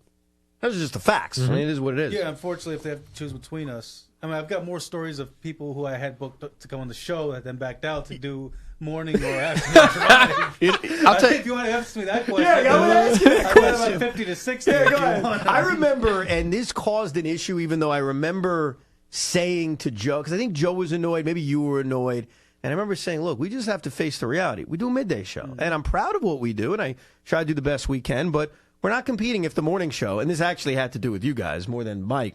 If they want to guess, we're going to lose out, and it was Jose Canseco, and I remember that specifically. But that was actually when Giannotti was producing. Okay, so it's pre-Ernie. Okay. Yeah. Which Because- is the irony of that. Because right? that is where the Al Hughes thing came in It came to from play. that. Because we had both, in fact, Gio booked him first. Okay, yeah, I remember that. And I didn't know Gio had booked him, but I had called him, and he agreed to go on both shows. Chernoff didn't want that. And Chernoff was the one who said he's going on the morning show. Right. There's still tension between you guys from that? Well, yes, still a lot of tension. Yeah. So then that afternoon, Mike and Chris were discussing, there was a big thing, and Dog kept saying, well, who called him first, Giannotti or Hughes? Who booked him first? He thought that's what my name was. Yeah. And also, think about the time frame. So Dog is still there. You guys hadn't been on for a year yet, which Right. probably made it even more important for you guys to get Jose Canseco more than us. Right, and I think Mark thought that Jose Canseco was a goof guest and that Craig would be better to You know what ended up interact happening? with. Yeah, you hung up on us. Yeah, you guys. I hate remember to that. say I remember it, listening to that. I was at a Walgreens actually.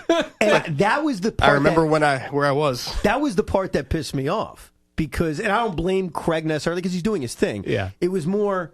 I thought we were going to have a good interview with him. I knew in my mind what I was going to hit on. Joe did, and I think it was going to be interesting. And I felt like, wow, we lost out.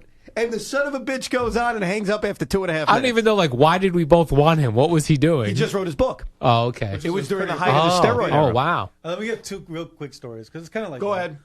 I had Just Shaquille what I O'Neal. want. I think we're at like an hour and a half now, but that's because you guys are interesting. I Go had ahead. Shaquille O'Neal booked. He was promoting his book. And it was actually somebody from this station who was working with him on the book that said, no, he's not going on with your show. He's going on with Mike's show.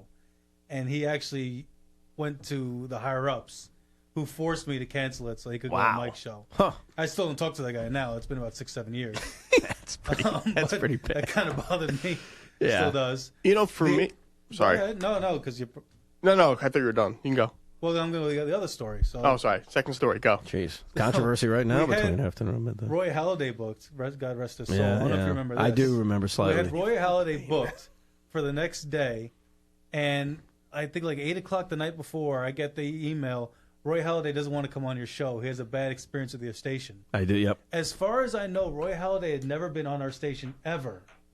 And I'm pleading with the guy. I'm like, he's never been on. We can't find any show that's ever. I'm texting all the producers that work here. I'm texting hosts. Like, do you remember ever speaking to Roy Halladay? None of them remember. That's a weird talking one. to Roy It's Halladay. probably on with Ed Randall. And he, No, you know our theory. We have a theory about this. and You want to say and it? he said, well, I'm just saying, he said, I'm not going to that station no matter what. And we obviously never got him The since. only thing that we could come up with is that Joe and I had Trevor Hoffman on, and we were rough on him. You're not clutch. I mean, we didn't do it just like that, but we were rough on him about blowing the All-Star game, the Yankee World Series in '98, and he didn't take it that well. It's not like he was having fun with it.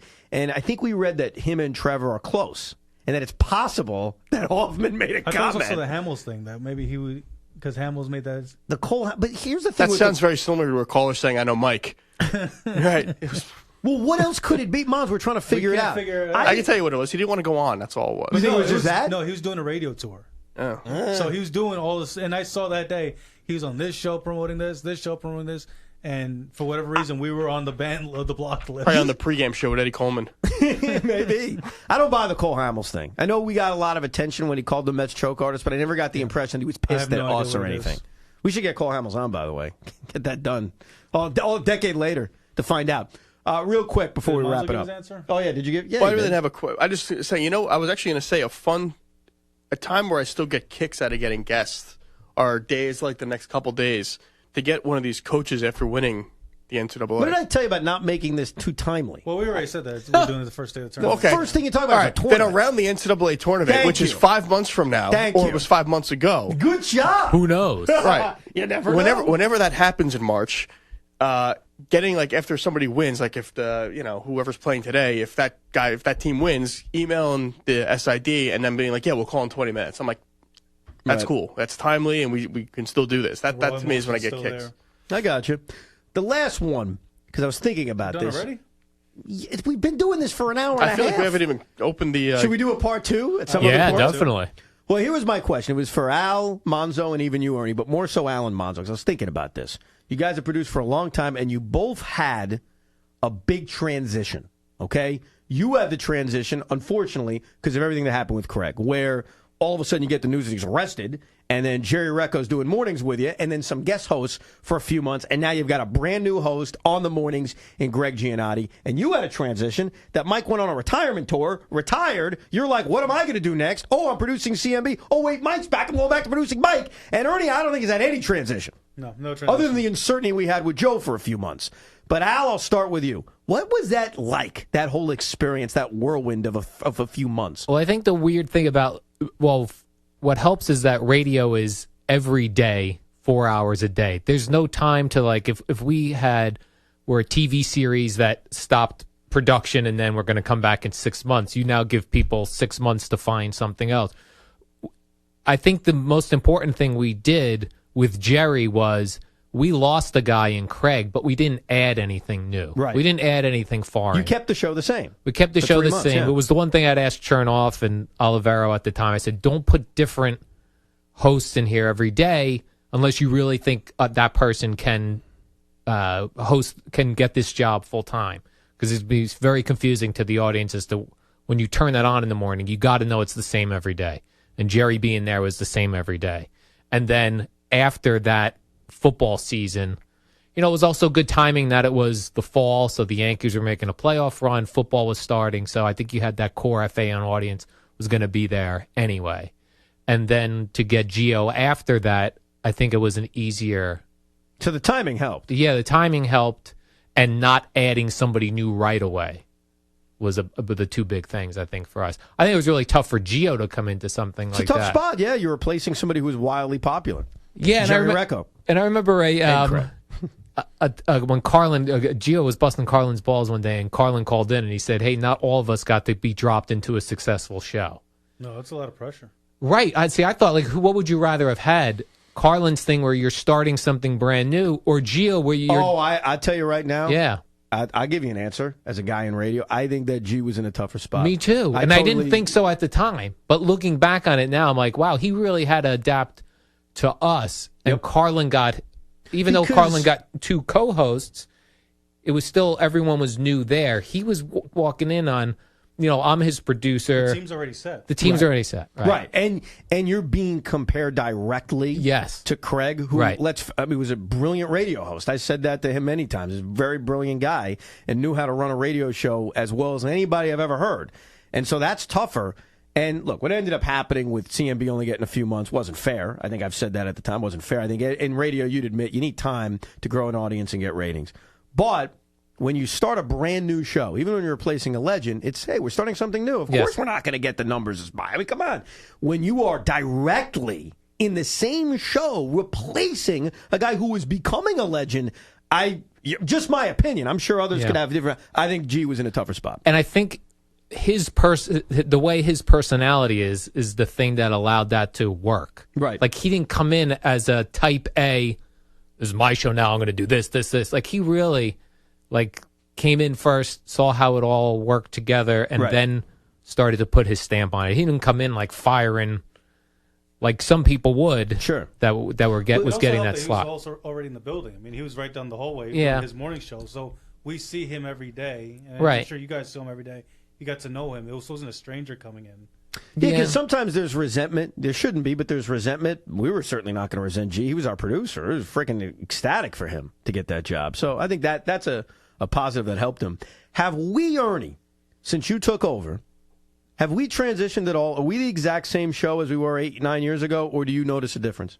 I think there's a difference. Uh-oh. Oh, this is interesting. I had another question I want to ask the producers, though. Before You're going to ask the producers? Yeah. Okay. Can I do it? Are you going to answer the question I just asked, or no? I got to think about it because I don't want to offend anybody. And we need the Monzo Oh, trust me, transition. we're getting to the Monzo transition. Well, can I Great. go to the Monzo Get ready to transition? bleep me. Go to Monzo transition. All right, your transition from, I mean, think about this. A year of Mike retiring, booking all of that to where are you going next? I don't know if you were assured anything. Producing a I wasn't. You weren't. I know that, but for the audience, I'm letting Thank you answer that. Producing a brand new show that we just described. And then Mike comes back and you're like, all right, guys, see you later. I'm back to Mike. First show back, Eli, Jay Wright, all the classics. Right. What was that like? It was fun and frustrating at the same time. Al said something like they didn't have any days off. Well, we had like the holiday break, right? So we were off. And then we came back January 2nd or where it was. I know they had a couple shows in between mixed with two of them here and there during the holiday.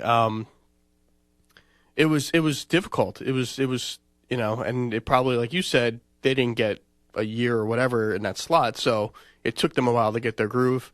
It was difficult. It was fun for me because I had more of a say in what was going on, even though they didn't always listen. But at least I felt I could say what I thought because Mike knows what he's doing. I don't have to tell Mike, this is how we format a show. It was with them. It was trying to get them to understand that the audience wants to hear them and not Peter King, and not all these guests right out of the gate. Eventually down the line, that's going to be something you want to utilize, getting them up to talk about what I think is most important to the New York fan and kind of get I'm not going to break down the show, but like Maggie came from a national platform at SI and CBS Sports Radio.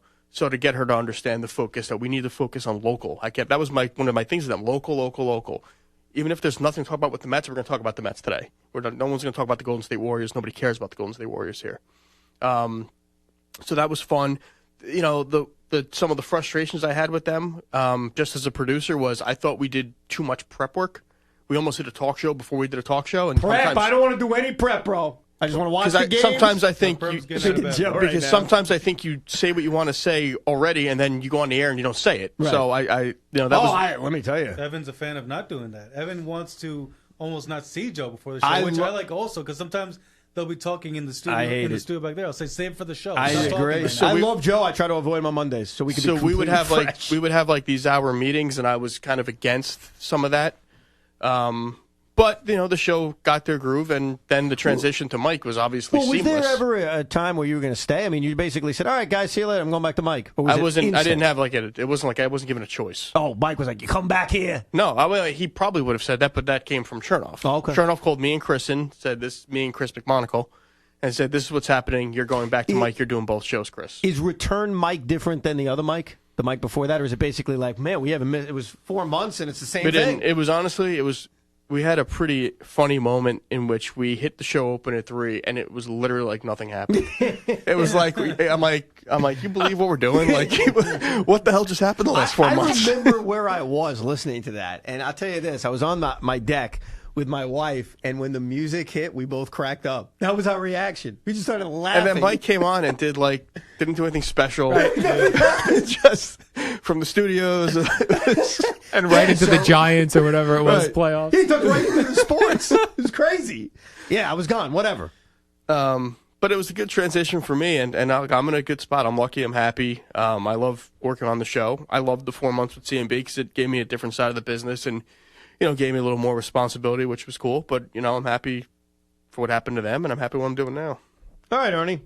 Changes from when we first started? Because I'm back to that now. Well, yeah. I mean, you produced us for 8 years. Are we the same show? Are we different? The only thing I could look at is, again, I was 15 months out of college. So as much as you guys may say, hey, you're a big part of the show, it takes a while for me to feel that.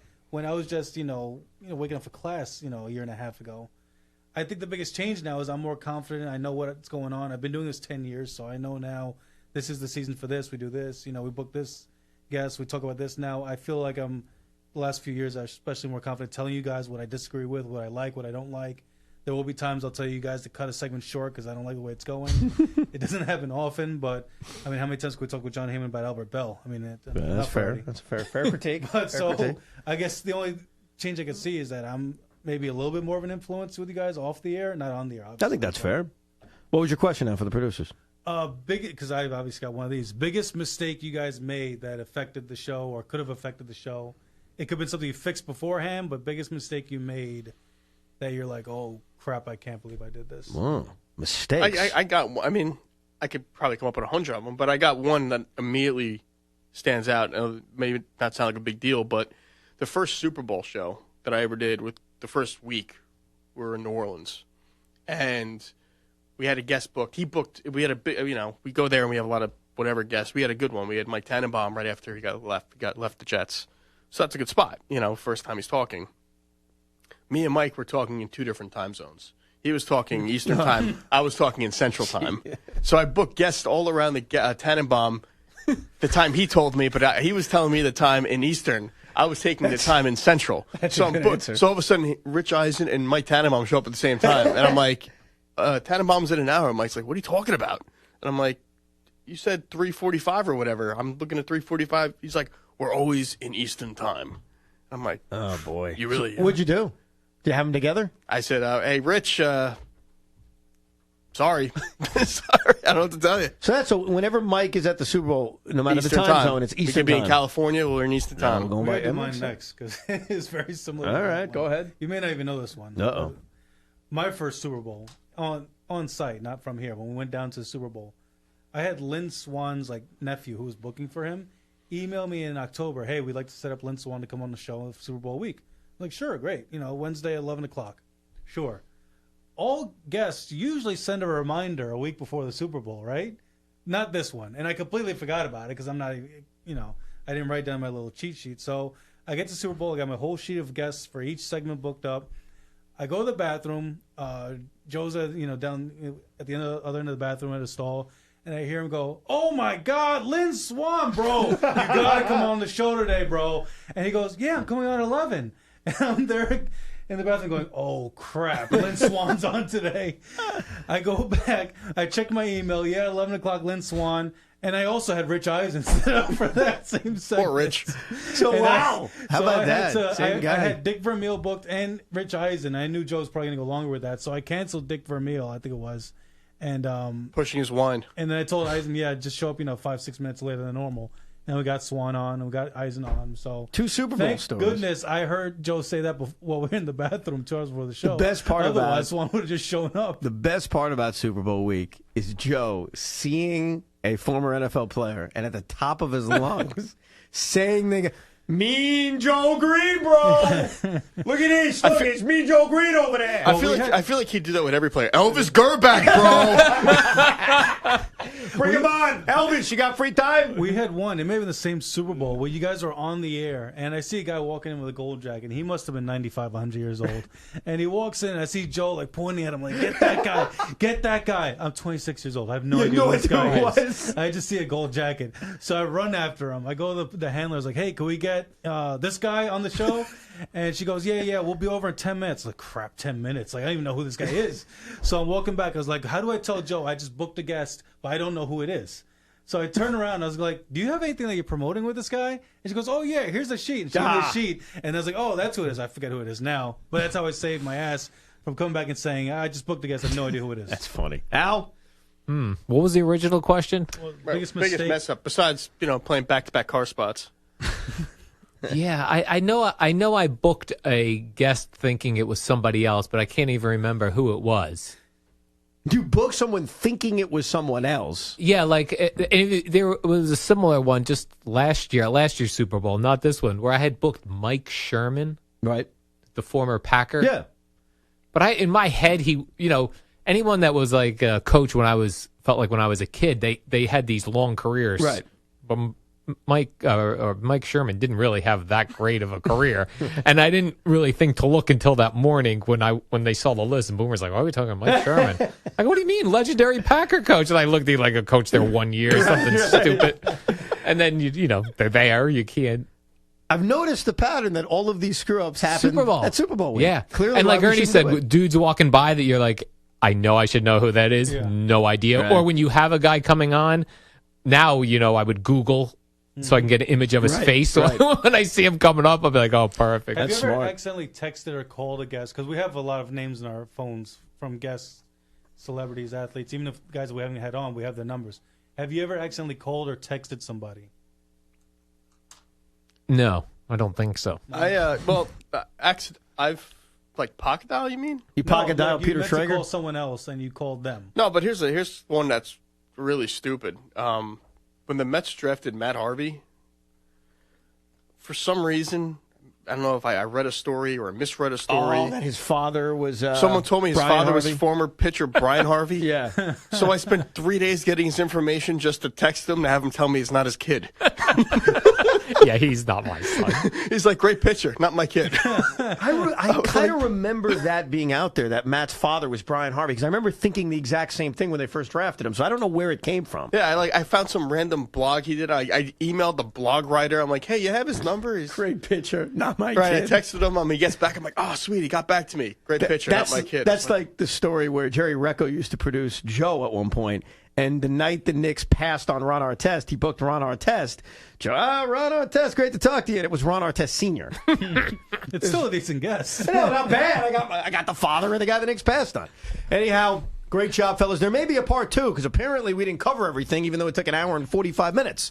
So thank you to Al Dukes, the Thank you. producer of Boomer and Geo, Ernie Acosta, the producer of our midday show, and Brian Monzo, the producer of Mike. And thank you for listening to this producer roundtable edition of the Evan Roberts podcast. So.